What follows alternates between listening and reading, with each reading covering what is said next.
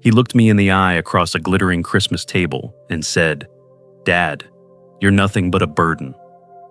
The words cut deeper than any blade, stripping away years of sacrifice in a single breath. In that moment, what was once love turned into exile, and what was once pride became betrayal. That wound would not just scar, it would redefine everything that came after. Before we dive into today's story, I recommend you hit that subscribe button and turn on the notification bell, so you never miss a new story filled with drama, resilience, and unexpected twists. If you enjoy this video, type 1 in the comments. If not, type 0 to let me know how I can make better content for you. Now, settle in, get comfortable, and maybe grab your favorite drink, because this is a tale you won't want to miss. Let's get started. San Antonio has a quiet rhythm in December. The air cools just enough to make the evenings comfortable, and the smell of cedar fires drifts through the neighborhood. My house is modest, a one-story place with cracked tiles on the front porch and a workshop out back where I spend most of my evenings. At 66, I've learned to live with fewer things, but the tools on my pegboard still hang in neat order, each one a reminder that work done by hand carries its own dignity. My wife, Maria, is gone now, and the sound of her laughter has long since faded from these walls, but her picture sits in my wallet, folded soft at the edges from years of being taken out and looked at. My son, Ethan, doesn't live in this world anymore. He is 34, a billionaire from some digital currency company that grew too fast for me to understand. He lives in Coral Gables, Florida, in a Spanish Revival mansion that I bought with my life savings and placed into a family trust. I told myself at the time it was an investment in his future, a way to protect him from the volatility of his own ambition. The arrangement was clear. He and his wife could live there under license, but family traditions were part of the bargain. At least one Sunday dinner each month, and Christmas Eve, always together. Ethan married Sloane Whitaker, a polished woman from an East Coast family that has never worked with their hands. Sloane knows how to host charity luncheons, how to greet people with a practiced smile, and how to speak in tones that suggest she is granting permission simply by acknowledging you. To their friends, they are the perfect couple, wealthy, stylish, admired. To me, they are too polished, too curated, like a showroom where nothing has ever been used. I drive to Florida every December. It is a long trip, but I like having my truck with me. I load the bed with a small box of tools, because every year there's something in their house that needs fixing. Last year, it was a stubborn ceiling fan. The year before, a broken tile on the patio. I never ask for thanks. I just do it, because that is who I am. I suppose that is also why I get taken for granted. In San Antonio, my days are simple.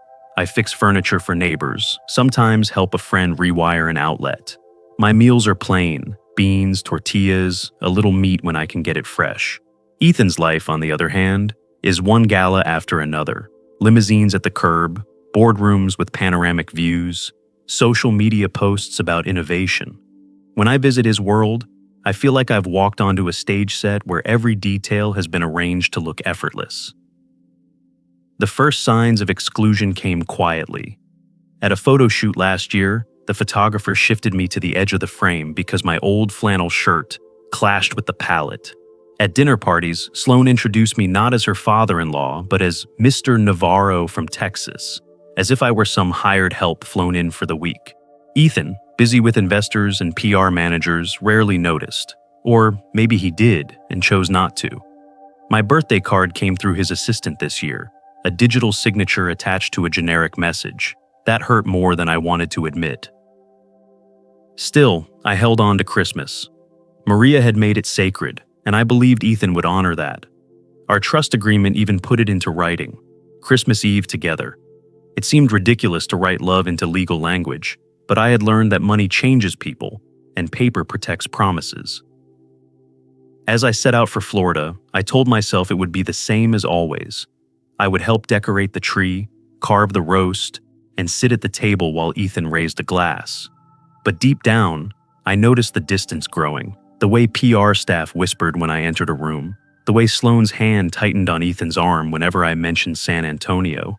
I was still his father, but I was being repositioned little by little into a guest, an accessory at best, an inconvenience at worst.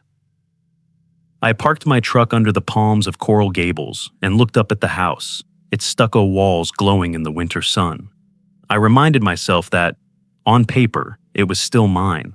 Yet when I stepped inside and heard the polished laughter of people who had never struggled for rent, I felt like an intruder. Something in my chest tightened, a warning that this Christmas would not be like the others. If you're still watching and want to know how an ordinary Christmas night could turn into the beginning of a family war, comment number 1 below to let me know you're with me. Now, let's move on to point number 2. The house in Coral Gables was alive with activity the week before Christmas. Stylists carried garment bags through the marble foyer, photographers set up light stands near the Spanish archways, and a PR assistant barked instructions into a headset about framing shots for the holiday campaign. I stood in the middle of it all, a guest in a place that should have felt like home.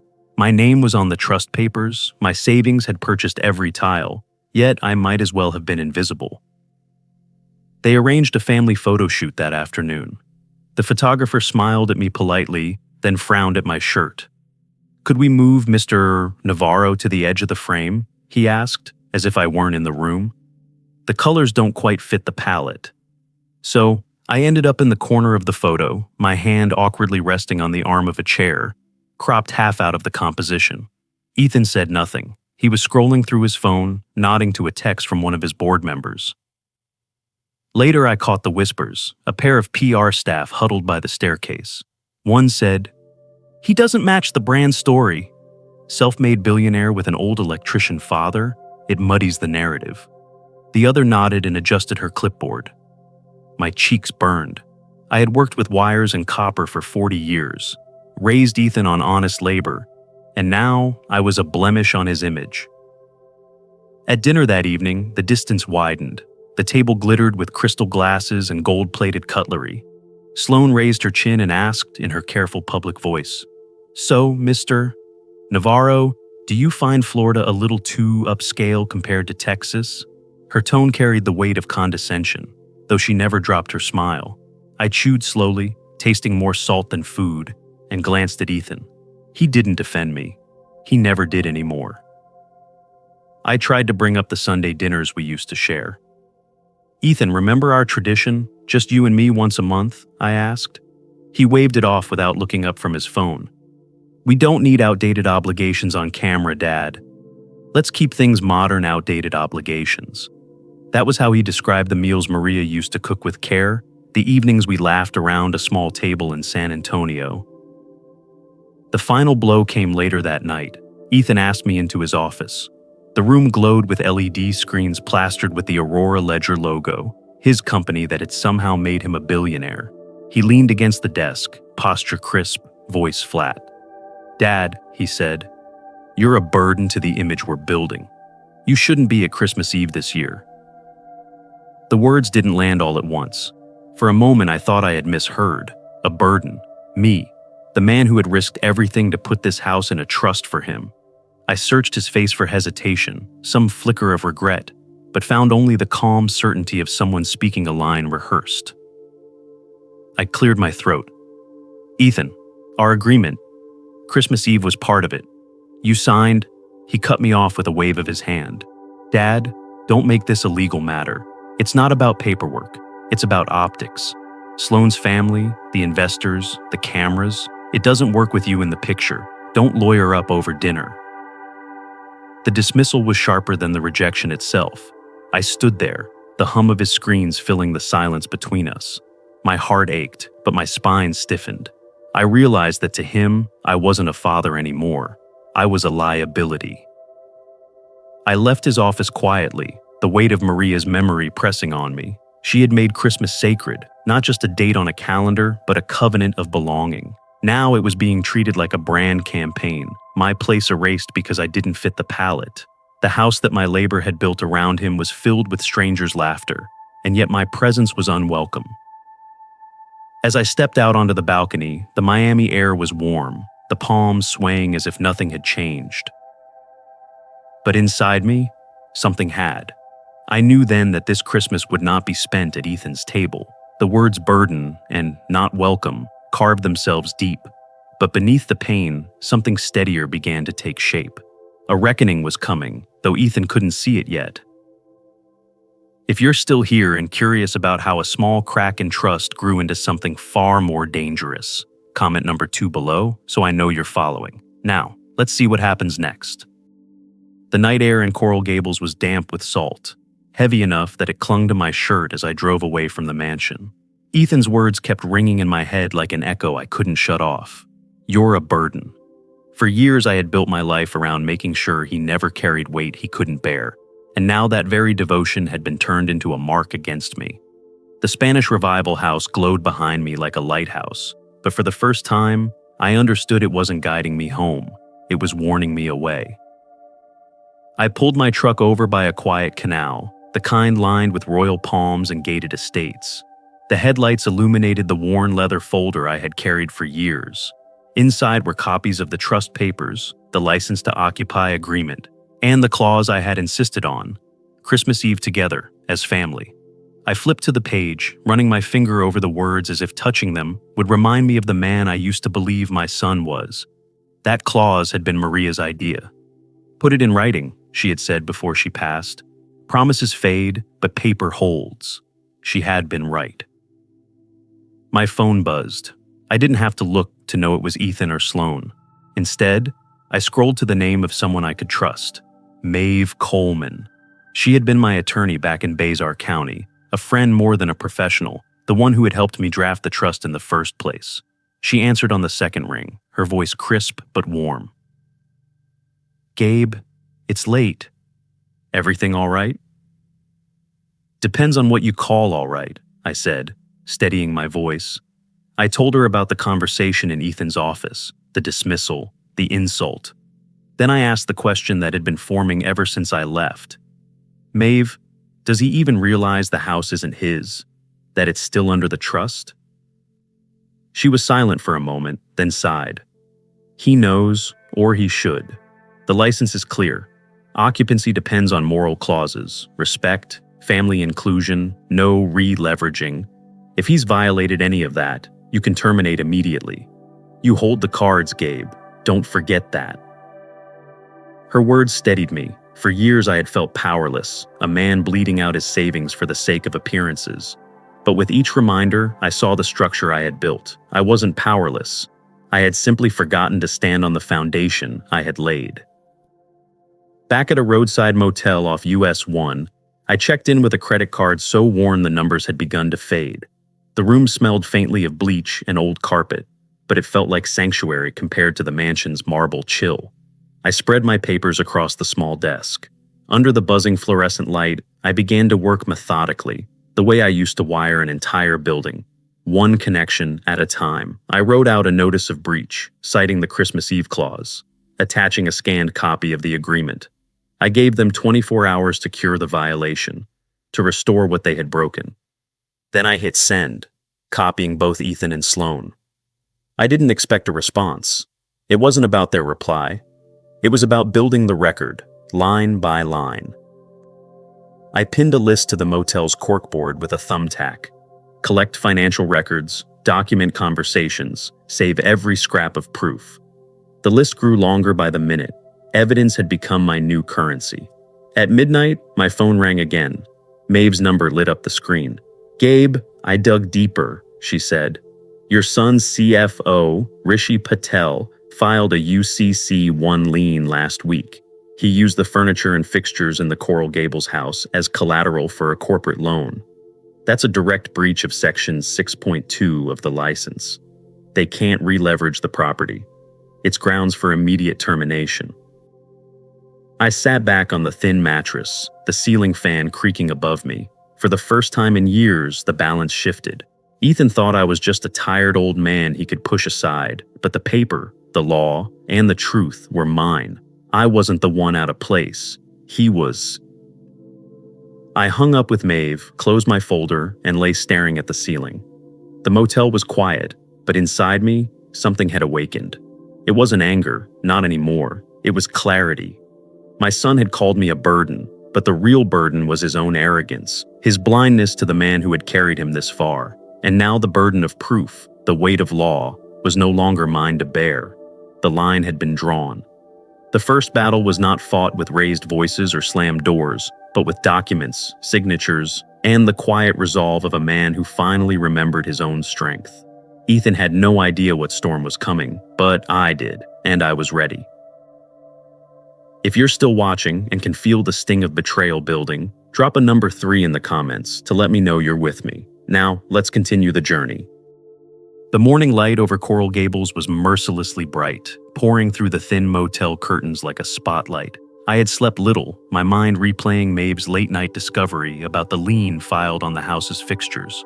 For hours I stared at the ceiling fan, hearing Ethan's voice call me a burden, then hearing Maeve remind me of the truth. The property was still mine, secured in the Navarro family trust. I had leverage, but before I used it, I wanted to give my son a way out that didn't involve lawyers and courtrooms. I shaved, buttoned a clean shirt, and tucked Maria's photo into my wallet. It felt like armor. Then I texted Ethan, "Let's talk, just you and me. No PR, no board, no Sloan, somewhere neutral." The reply came after an hour. Miracle Mile Cafe, noon. I arrived early, sitting at a corner table near the window. The place smelled of strong Cuban coffee and fresh pastries, a far cry from the curated menus Ethan usually entertained clients with. I ordered a black coffee and waited, watching families bustle through the street, their laughter echoing like something from another lifetime. Ethan walked in 20 minutes late, phone glued to his ear, designer sunglasses hanging from his collar. He nodded at me distractedly, finished his call, and sat across the table. "Dad, I've got 15 minutes, he said, as if I were a meeting squeezed into his calendar. I leaned forward, choosing my words carefully. "Ethan, I'm giving you a chance to fix this with dignity. Withdraw that lien your CFO filed, honor the Christmas Eve clause, and give me your word you'll treat family like family. Do that, and we don't need to escalate this." He smirked, tapping the table with one manicured finger. "Dad, you still don't get it. The world doesn't care about paper promises. Optics matter, investors matter, keeping things polished matters. Traditions, they're not scalable." My jaw tightened. "You can buy 10 more houses if you want, but you can't buy back your word once you've broken it. Not to me, not to anyone." He laughed softly, shaking his head. "This is exactly what I mean. You cling to these outdated ideas of honor. I'm trying to build an empire. You're trying to have Sunday dinners." I felt the heat rise in my chest, but I kept my voice steady. Sunday dinners kept you grounded when you had nothing. Christmas Eve kept us together when your mother was alive. Those weren't outdated. They were the foundation, and you're tearing it apart. He checked his watch, clearly finished with the conversation. "Dad, you should fly back to Texas. Let me handle things my way. Don't get tangled in this. It's not your world anymore." I pulled a folded sheet from my pocket and slid it across the table. "This is a final notice. You have 72 hours to cure the breaches, both the Christmas Eve exclusion and the lien. If you don't, I'll terminate the license and revoke your occupancy. That's not a threat, Ethan. It's a fact." For the first time, he looked uneasy, but pride is a strong shield. He stuffed the paper into his jacket without reading it and stood. "Do what you have to do," he muttered, then walked out, phone already back to his ear. I stayed behind, staring into the dark swirl of my coffee. My heart ached, but my hands were steady. I had drawn the line. Whether he crossed it or not was up to him. That evening, back at the motel, my phone buzzed with a news alert. A tech blog had published a piece. "Family disruption threatens Aurora Ledger holiday gala." The article painted me as a disruptive presence, hinting I had shown up uninvited and caused embarrassment.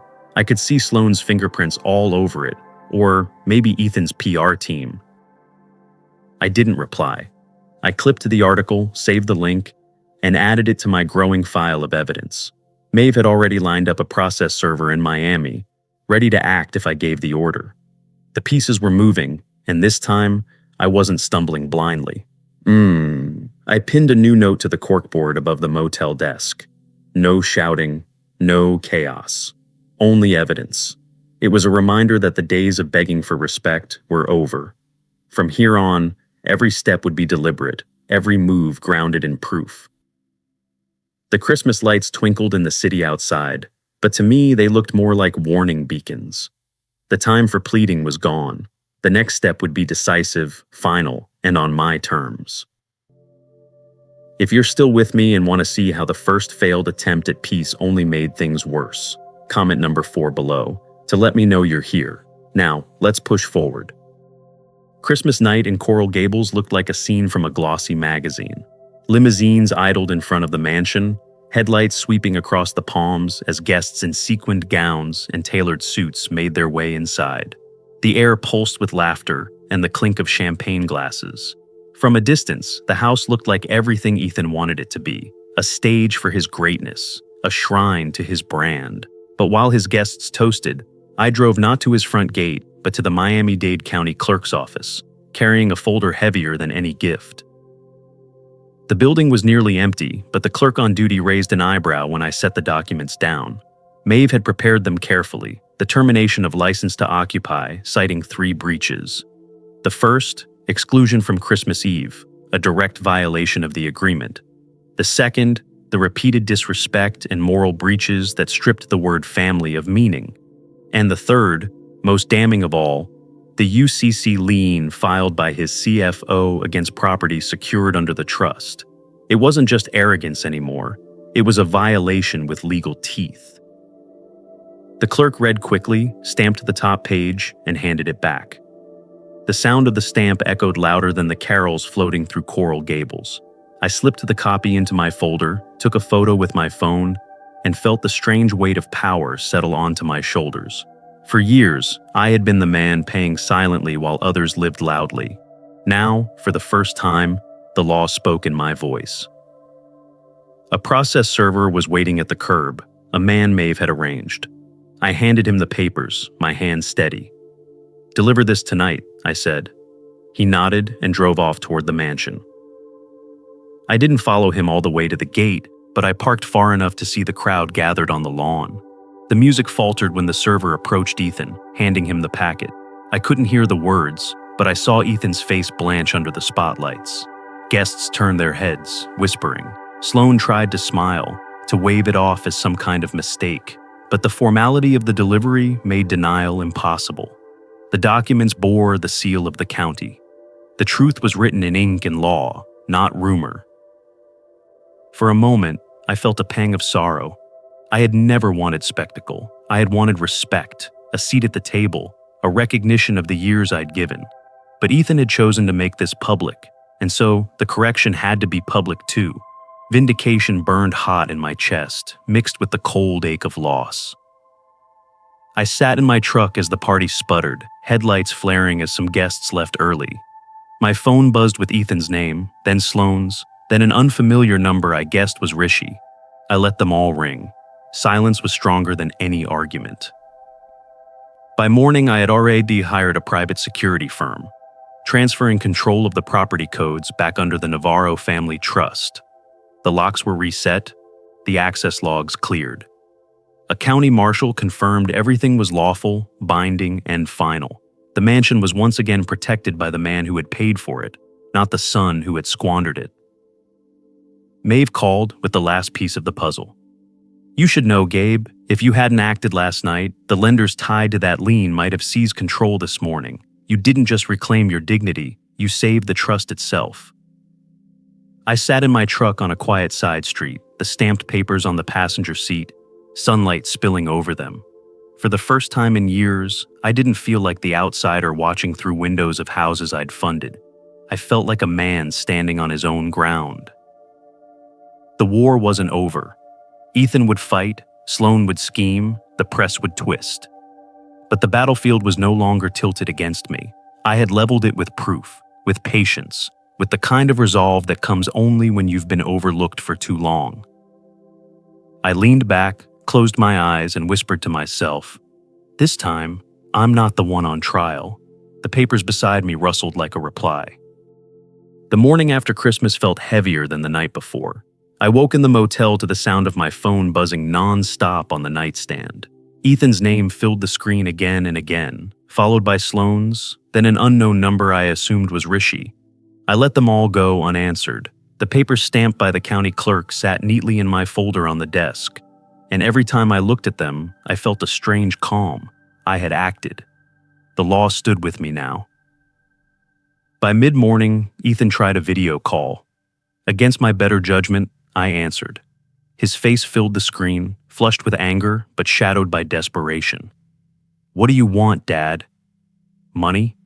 Is that what this is about?" His voice was sharp, but his eyes betrayed unease. I sat up straighter. It was never about money, Ethan. It's about promises, dignity, family.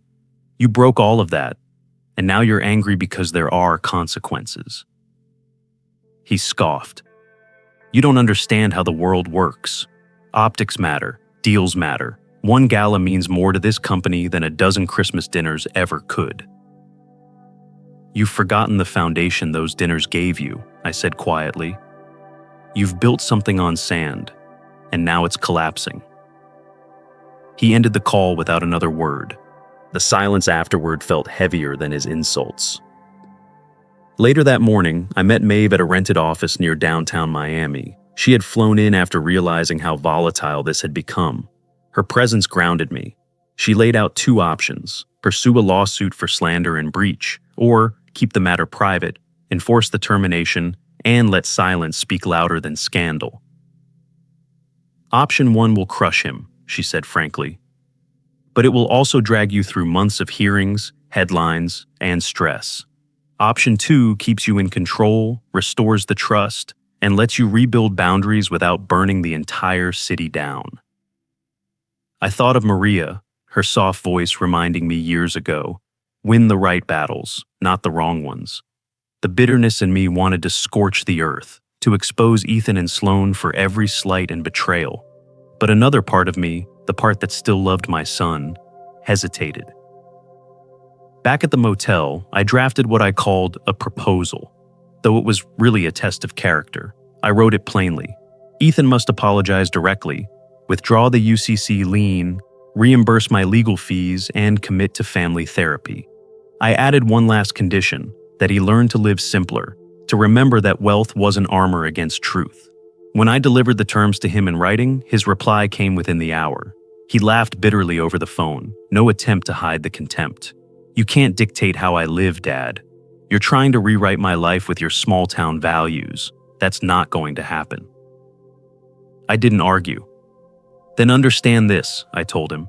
The final notice stands. The eviction clock is ticking. I won't bend this time. That evening, I drove past the mansion one last time.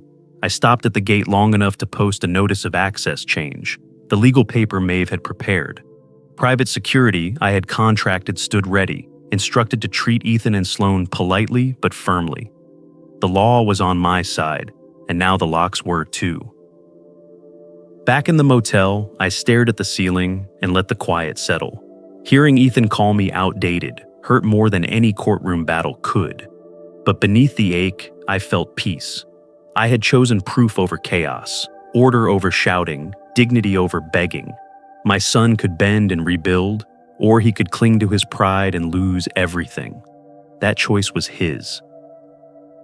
As I turned off the light, I whispered to Maria's picture on the nightstand. I didn't win this battle with rage, querida.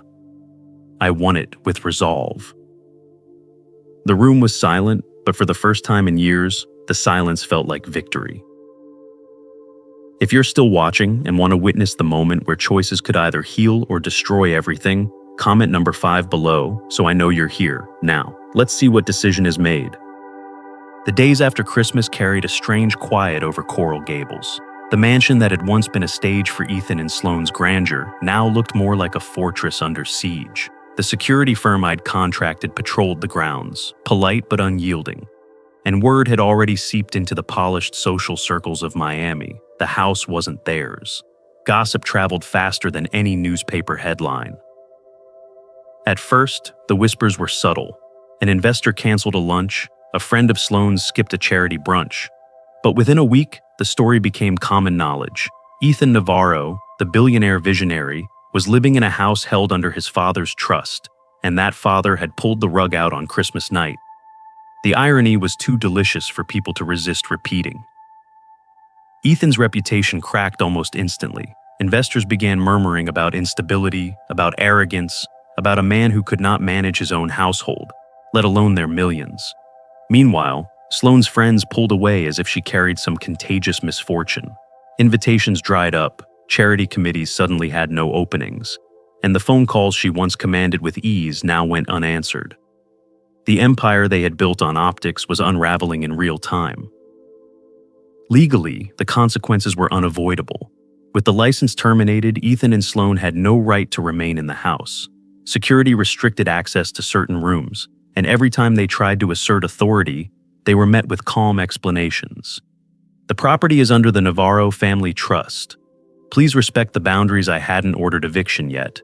But Maeve reminded me the clock was ticking. 30 days, she said, before the process would move from private embarrassment to public court record. One evening, I drove past the mansion. The driveway that had hosted limousines now held moving trucks. Movers carried out expensive furniture under the cover of dusk. Ethan hadn't told anyone the truth. He was pretending it was renovation. Watching from the street, I felt a pang deep in my chest. I had wanted justice, but not spectacle. I had wanted respect, not humiliation. And yet here it was, consequences written in cardboard boxes and hurried footsteps. Later that night, I listened to a voicemail Ethan left me. His voice was ragged with anger. "You betrayed me, Dad. You're the reason everything's crumbling. Do you even realize what you've done? You've destroyed my name, my marriage, my life." The words were fire, meant to burn, but all I heard beneath them was panic. I deleted the message without replying. For years I had drowned in guilt every time he accused me of not doing enough. This time, I refused to sink. Still, I couldn't deny the ache. I mourned the son I thought I had. The boy who once helped me string lights across a modest San Antonio porch, not the man now cursing me over voicemail. I mourned the future we had lost, the possibility of a family Christmas where Maria's traditions lived on. Justice had its price, and that price was measured in sorrow as much as satisfaction. A few days later, Rosa, Maria's cousin, invited me to her home for dinner. Her house in Miami wasn't grand, but it was warm. Children ran across the living room with toy trucks, their laughter filling the walls. She set a plate of roast chicken in front of me and said, "You look like you haven't eaten properly in days." I smiled faintly and dug in. The food was good, but the company was better. The sound of genuine laughter, the kind unpolished by cameras or expectations, reminded me what family truly was. As the evening stretched on, I found myself breathing easier. Real family wasn't about optics or prestige. It was about showing up, about care without conditions. Watching Rosa's grandchildren fight over dessert, I realized that while Ethan faced the fallout of arrogance, I didn't have to drown with him. He could still choose humility. He could still choose to rebuild, but that choice was his, not mine. When I left that night, I stood for a long time on Rosa's porch, listening to the muffled laughter inside. Consequences were unavoidable, but they weren't the end. They were the beginning of either destruction or healing. For Ethan, the path was narrowing. For me, it was opening. By the first week of January, Miami had shed its holiday skin. The lights that once glittered along Biscayne Boulevard were coming down, and the endless stream of parties had given way to silence. The city looked bare, almost honest, without its tinsel and champagne. I woke in the motel with that same sense of bareness. Justice had been secured, but the question of what came next weighed heavily on me. Maeve called that morning with an update. "They've got just under 3 weeks before eviction proceedings," she said. "Ethan hasn't filed an objection yet, but the investors are restless. Rumors are hurting him." She hesitated before adding, "Sloane has been making noise about going back to the press." Empty threats, I think, but you should know. I thanked her and hung up, staring at the papers spread across the desk. They were a shield, proof that I had done what needed to be done. Yet the more I looked at them, the less I felt triumph. Maria's voice haunted me in the quiet, reminding me that justice without mercy could harden a heart. She had always insisted that fairness was about balance, not vengeance. Later that afternoon, I walked along Biscayne Bay, the air cool with a steady breeze. The water shimmered, restless but steady. And I found myself speaking softly to Maria as if she could hear me. "I've protected what we built, querida. I made sure our name wasn't trampled, but I don't know if I've lost our son for good." My words were swallowed by the wind, but the act of speaking them made the knot in my chest ease. Back at the motel, I was surprised to find a figure waiting by the door. Ethan, not the polished version who strutted through boardrooms and galas, but a tired man in wrinkled clothes, dark circles under his eyes. For a long moment, neither of us spoke. He finally broke the silence. "What happens now?" His voice lacked its usual arrogance. It carried something closer to fear, or maybe humility. I motioned for him to sit inside. He did, hunched forward, hands clasped together like a boy caught in a mistake. I sat across from him, feeling the weight of years between us. "What happens now," I said slowly, "depends on you. The termination stands. The trust is secure. The eviction clock runs whether you like it or not." He looked up sharply. "So, that's it? You throw me out? After everything?" I shook my head. "No, Ethan. After everything, I gave you more chances than you deserved. This isn't me throwing you out. This is you refusing to honor your word over and over again until there was nothing left but consequences." He swallowed hard, the words hitting him in a way I hadn't seen before. I leaned closer. "You still have a choice. You can keep fighting, drag me, drag yourself, drag your company through the mud. Or you can own what you've done, withdraw the lien, apologize, not to me, but to the truth. Start living like a man who doesn't hide behind optics." He stared at the floor for a long time. When he finally spoke, his voice cracked. "You don't know what it's like, Dad. The pressure, the eyes on me all the time. I thought if I looked strong, if I looked untouchable, I'd finally matter." "You've always mattered," I said quietly. "Not because of money, not because of cameras, because you're my son. But respect isn't given, it's earned. And right now, you've got to decide if you want to earn it back." For the first time in years, he didn't argue, he didn't mock. He just sat there, absorbing the words, shoulders sagging under the weight of something heavier than reputation. I saw a flicker of the boy who used to hold my hand while stringing Christmas lights on a small Texas porch. He didn't give me an answer, not yet. But he listened, truly listened. That alone felt like the first crack in the wall he'd built around himself. When he left that evening, the motel room felt lighter. The law had already handled the betrayal. Maybe, just maybe, dignity and grace could handle what was left of the future. If you're still with me and want to know whether pride will finally crack to make way for humility, comment number 6 below to let me know you're following. Now, let's keep going. By mid-March, winter had loosened its grip on Texas. The bluebonnets were beginning to bloom along the highways, and San Antonio carried that familiar scent of mesquite and earth. I was back in my own house, this time without the drain of $2,800 disappearing from my account each month. For the first time in years, my porch light shone bright, the cracked steps had been repaired, and the walls had a fresh coat of paint. My home felt alive again, not just like a place where I waited to be called upon. Meanwhile, in Florida, the mansion no longer belonged to Ethan and Sloan in any practical sense. The trust had repossessed it after the termination date passed, and the security team oversaw their move out. They left with only personal belongings. The fixtures, the furniture, the house itself remained in the trust's control. The story spread faster than either of them could contain.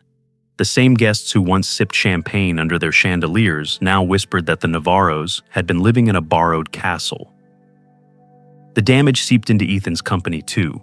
Investors, already nervous after the lien scandal, lost confidence. Rumors of arrogance and family betrayal painted him as unstable.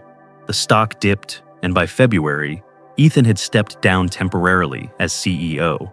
His public statements were polished, but the undertone was clear. He had been humbled, stripped of the image he had clung to so desperately. Sloane fled to her family's estate up north, where whispers of scandal could be managed in more polite company. Back in San Antonio, I rebuilt my life quietly. The money I once funneled into their mortgage now went into my own repairs. I bought new tools, fixed up my workshop, and even hosted a barbecue for neighbors who had only ever known me as the quiet man who kept to himself. Kids from down the street brought over small projects, birdhouses, toy cars, and I helped them learn to sandwood smooth, just as I once taught Ethan. These small acts filled me with a peace I hadn't felt in years. One evening, just as the sun dipped low over the pecan trees, I heard a knock on my door. When I opened it, Ethan stood there. His hair was unkempt, his suit wrinkled, his eyes hollowed by months of pressure. He didn't look like the billionaire on magazine covers. He looked like my son, beaten down by life. "Dad," he said, voice low. "I lost everything trying to impress people who didn't matter. You warned me, but I didn't listen." I let him in. We sat at my kitchen table, the same one Maria and I had chosen decades ago, its surface scratched but sturdy. I poured coffee into mismatched mugs. Ethan looked around the house, the modest curtains, the hum of an old refrigerator, the faint smell of sawdust from my workshop. He sighed. "This feels more like home than anything I've had in years." I studied him, weighing his words. Part of me wanted to reach across the table and assure him everything could go back to the way it once was, but I couldn't. Too much had been lost. Too many years had been wasted. "Ethan," I said, "you didn't just lose money. You lost my trust. You treated me like a burden when all I ever wanted was to stand beside you as family. That can't be undone with an apology." He nodded, eyes downcast. "I know. I don't expect forgiveness overnight. I don't want to lose you completely." I leaned back, taking a long sip of coffee. "You won't lose me, son. But if you want a relationship, it has to be rebuilt from the ground up. No lies, no pretenses, no entitlement. You'll have to earn it." He met my eyes, and for the first time in years, I saw not arrogance but humility. A fragile seed, perhaps, but real. Later, after he left, I stepped onto the porch. The Texas night was cool, the stars sharp and clear. I took Maria's photo from my wallet, the edges worn soft, and whispered, "I didn't lose myself, querida." And maybe I didn't lose him either. The air carried the faint smell of mesquite, and for the first time in a long while, I believed in spring. Spring in San Antonio arrived gently, with warm breezes carrying the scent of bluebonnets and fresh grass. The neighborhood was alive again, kids on bicycles, neighbors grilling in their yards, the kind of ordinary life I hadn't allowed myself to notice for years while my attention was drained elsewhere. For the first time in a long while, I woke each morning not with dread about bills or humiliation, but with a sense of quiet purpose. I thought often about what had happened in Miami. The sting of being called a burden still echoed, though it no longer defined me. What defined me now was that I had drawn a line and stood firm. Justice without action is just a dream, I realized, and action without boundaries is self-destruction. I had lived both sides of that equation, silent sacrifice and explosive correction, and I knew now the balance I needed to keep. Maria's voice came back to me often. She used to say love without respect was only pity. For years I confused enabling with loving. I thought handing over money and letting insults slide was my way of keeping family together. But all it did was breed entitlement, carving out a hollow space where dignity should have stood. By reclaiming the house, I hadn't just enforced a contract, I had reclaimed myself. People ask whether I regret it, whether taking back the home went too far. The truth is, it wasn't about the property. It was about what the property symbolized. Years of labor, sacrifice, and love poured into something that was treated like disposable collateral. By standing up, I wasn't evicting my son. I was evicting the lies we both lived under. The illusion that I was nothing more than a bank account and that he was untouchable. When Ethan visited, unshaven and humbled, I caught a glimpse of the boy he used to be. Maybe he will change. Maybe he won't. I can't carry that choice for him anymore. What I can do is leave the door cracked open, not out of weakness, but out of strength. Forgiveness is possible, but not without humility. Reconciliation is possible, but never again at the cost of my dignity. One Sunday afternoon, I drove out to the cemetery with a bouquet of fresh bluebonnets. Maria's headstone stood quiet under the shade of an oak tree. I knelt, set the flowers down, and let the silence carry my words. I kept my promise, I whispered. Not just to him, but to myself. I learned not to give away what makes me whole. I learned that love isn't measured in sacrifice alone, but in the boundaries we defend. A bird called from the branches above, and I felt a peace I hadn't known in years. The anger had cooled, leaving something steadier in its place, resolve. I wasn't a victim anymore. I wasn't a burden. I was a man who had carried his family farther than they ever realized, and when the time came, I carried myself back too. Walking away from Maria's grave, the sun warmed my shoulders. The road ahead wasn't perfect. It never would be. But I had something better than perfection. I had clarity. I had freedom. And I had the unshakable truth that betrayal may wound deeply, but it can also awaken strength long forgotten. Blood may bind us, but respect defines us. Real family isn't just who shares your name, it's who shares your regard, your honesty, your trust. I had lost years trying to buy love, but I had gained something more enduring, the courage to never let myself be erased again. As I reached my truck, I paused one last time to look back at the cemetery. "We're all right, Querida," I said softly. I finally found my place. Then I drove off into the late afternoon light, the sky painted in streaks of orange and gold, carrying with me the peace of a man who had chosen dignity over despair, truth over silence, and self-respect over sacrifice. There comes a moment in life when silence becomes heavier than words, and endurance turns into a form of surrender. It is in those moments that we learn the true value of boundaries, dignity, and self-respect. To allow ourselves to be diminished for the sake of peace is not peace at all. It is slow erosion. The journey through be it hardship, betrayal, and loss is never simply about the external battles we fight. It is about the inner war of remembering who we are and refusing to let others define our worth. What this story reminds us is that love is never meant to strip us of our strength. Real love, whether from family, friendship, or community, carries with it not only compassion but also accountability.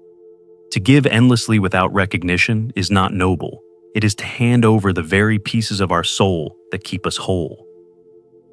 True giving must walk hand in hand with respect. Without it, generosity becomes exploitation, and kindness becomes weakness in the eyes of those who take advantage. The great lesson here is that justice and mercy can coexist. To stand firm does not mean to harden one's heart completely. Setting boundaries does not destroy love. It preserves the possibility for genuine connection. Only when we guard our dignity can reconciliation, if it ever comes, be rooted in honesty instead of illusion. It is in this balance between strength and grace that we find our truest selves. Life will always place us at crossroads where we must choose between enabling destructive patterns or taking the painful step toward reclaiming our power. It is never easy. Often it feels like tearing away from the very people or dreams we thought would define us forever. Yet it is in that breaking that we discover resilience, clarity, and the courage to live not as victims but as survivors, not as shadows but as people who know their worth. In the end, betrayal does not have the final word. Betrayal may leave scars, but those scars are reminders that we endured, we chose, and we rose. Dignity, once reclaimed, is the kind of wealth that cannot be stolen, and peace, once earned through struggle, is the kind of peace that endures far longer than applause, approval, or illusions of belonging. So, let this story settle as a quiet reminder. Never confuse sacrifice with self-erasure. Never confuse love with submission. And never allow anyone, no matter how close, no matter how loved, to turn your devotion into chains. Protect your dignity, defend your truth, and honor your worth.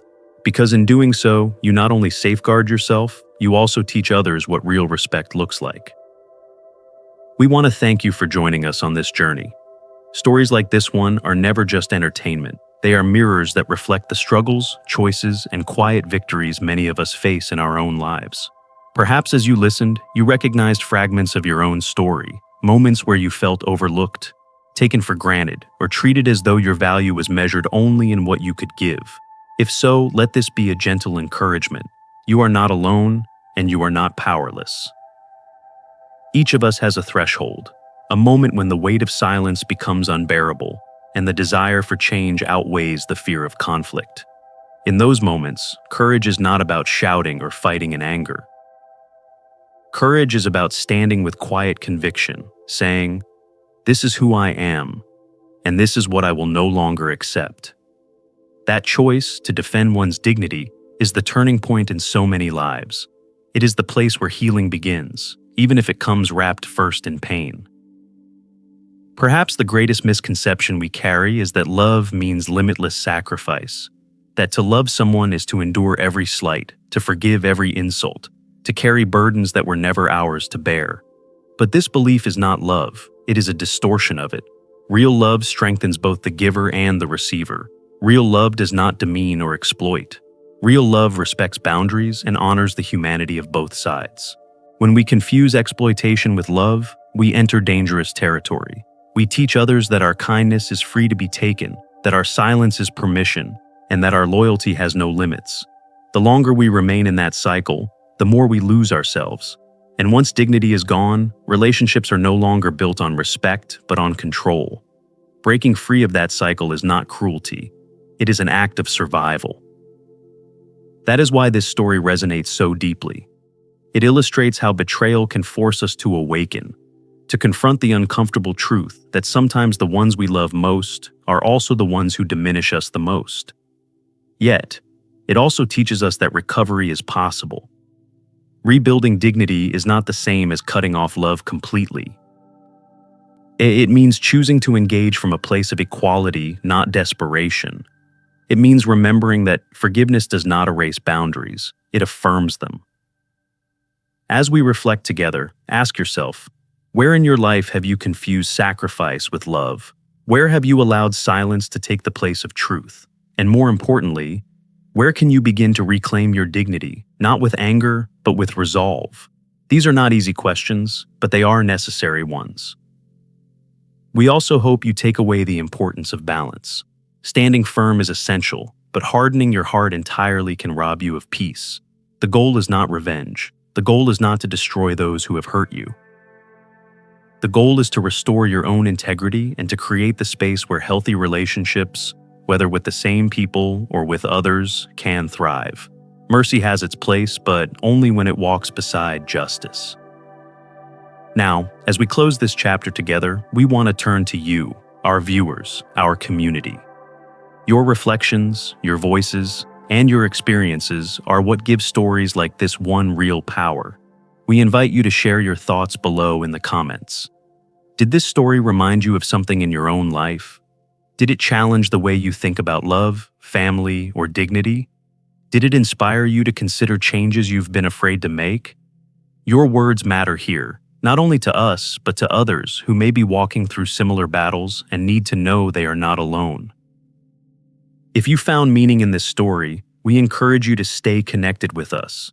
Subscribe to this channel so you don't miss the next story, because each one carries lessons, emotions, and truths that speak to the real struggles of everyday people. Share this video with someone you believe needs to hear it, a friend, a relative, or even a colleague who may be carrying burdens in silence. Sometimes, just hearing that others have walked the same road can open the door to healing. Your engagement, your likes, your comments, your subscriptions is more than numbers on a screen. They are signs that this work matters, that these stories are reaching hearts and stirring conversations that need to happen. Every comment you leave has the power to comfort someone else, to spark recognition, or to begin a dialogue about resilience, boundaries, and dignity. So, please, take a moment now. Leave a comment with your reflections, subscribe to the channel, and join this growing community of people who believe that stories are more than entertainment. They are tools for change. Your presence here means more than you know, and together we can continue to share voices that remind us all of our strength, our worth, and our unshakable right to dignity. Thank you for being here. Thank you for listening, and thank you for walking this journey with us.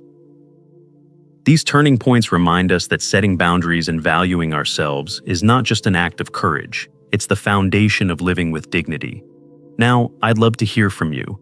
What's one lesson from this story that you feel connected to, and how will you apply it in your own life? Let's grow together by sharing our thoughts. If this story resonated with you, drop a 1 in the comments. If not, feel free to leave a 0. Your feedback helps us improve. And don't forget to like, share, and subscribe for more stories that touch the heart and spark reflection. Thank you for watching, and here's to living life with strength, honesty, and authenticity.